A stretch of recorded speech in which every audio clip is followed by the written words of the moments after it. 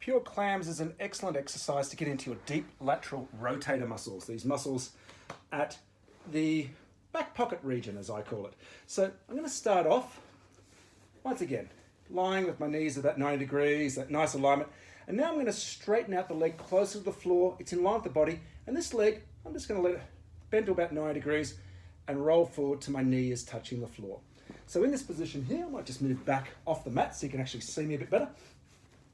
I've got the inside of the ball of my big toe and the inside of my heel or the inside of my ankle touching the floor.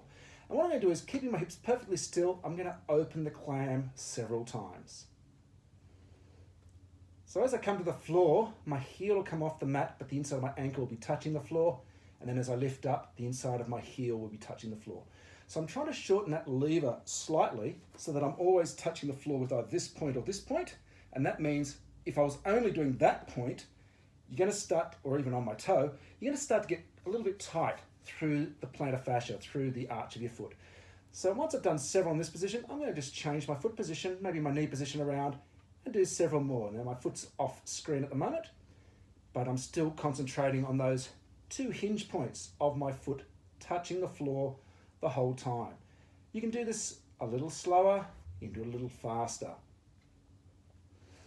So if you're checking on your back pocket as I'm doing, you'll probably be twisting your upper body a little bit. Just be aware of that, but we are keeping the hips nice and still. If you're not checking on your deep lateral rotators, then you can have your hand just on the floor like I'm doing now. Now some of these angles you're not going to really feel like you're getting any movement or very little movement through here. It doesn't matter. You're still going to be working through here. Some angles you're going to feel very strong and some angles you're going to feel very weak through these. Come back to the ones which are a bit more challenging.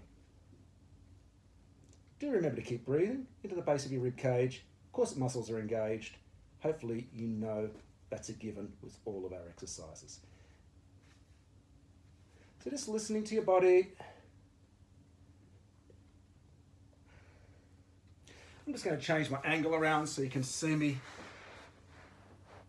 Maybe you can see me a bit better, maybe not.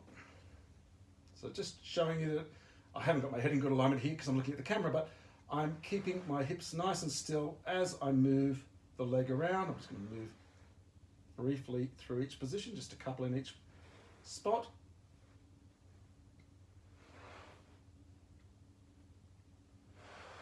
And I don't know about you, but I'm certainly getting a burn through these muscles. So I'm going to get into my deep lateral rotators, piriformis and friends. I'm also going to, of course, get into some of the fibers of my gluteals, in this case glute medius, some of the rear fibers of glute medius. And do remember, as usual, you need to change sides and now do this on the other side as well.